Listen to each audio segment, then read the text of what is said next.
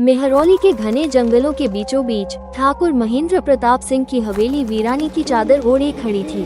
तो पहले जैस्मिन, एक खूबसूरत लेकिन दुष्ट आत्मा से ग्रसित लड़की की मौत के बाद से इस हवेली पर अशुभ साया मंडरा रहा था। जैस्मिन के पिता समीर प्रताप सिंह आज भी उसकी वापसी की उम्मीद में जिंदा थे, लेकिन उनकी आंखों में सिर्फ डर और पछतावा था, क्योंकि उन्हीं की गलती से जैस्मिन काले तांत्रिक चंगुल में फंस गई थी। एक दिन समीर का भतीजा सुरेश, जो शहर से पढ़ाई छोड़ता था, हवेली में वापस आ गया।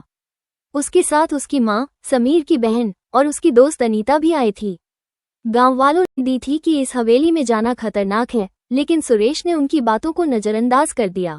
ही रात हवेली में अजीब घटनाएं होने लगी। दरवाजों का अपने आप खुलना बंद होना, शीशे में जैस्मिन की परछाई और बगीचे में उसकी रहस्यमयी हंसी गूंजना। सुरेश ने जब हवेली के पुराने तहखाने को खोला तो वहां उसे एक जली पत्र मिली, जिसमें न्योला का काला मंत्र लिखा हुआ था। तभी उसे एहसास हुआ कि जैस्मिन की आत्मा आज भी हवेली में कैद है। अनीता, जो थोड़ी बहुत तांत्रिक विद्या जानती थी, ने कहा कि जैस्मिन की आत्मा को मुक्ति दिलानी पड़ेगी, लेकिन ये बेहद खतरनाक है। उस रात सुरेश और अनीता ने मिलकर मंत्र जाप शुरू किया। हवेली में तूफानी आंधी चलने लगी और अचानक जैस्मिन प्रकट हुई, वही काली साड़ी, लाल बिंदी और तेज आंखों वाली जैस्मिन।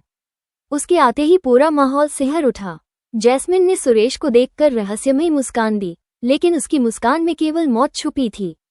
तभी समीर वहां आया और उसने स्वीकार किया कि न्योला अभी भी जीवित है और जैस्मिन की आत्मा को फिर से बलि चढ़ाने की तैयारी कर रहा है। न्योला ने हवेली में प्रवेश कर लिया और अपने काले जादू से जैस्मिन को पूरी तरह वश में कर लिया।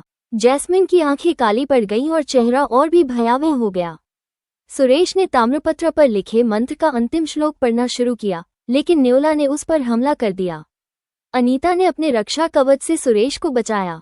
दोनों ने मिलकर मंत्र से न्योला को जलाकर राख कर दिया। जैस्मिन की आत्मा एक चमकदार चिंगारी बनकर हवा में विलीन हो गई और हवेली पर से मनहूस साया हट गया। अंत में सुरेश और अनीता गांव छोड़कर चले जाते हैं, लेकिन जाते जाते एक बार फिर हवेली के पुराने शीशे में जैस्मिन की रहस्यमयी मुस्कान दिखती है, जैसे कह रही हो, मैं कभी दूर नहीं जाऊंगी।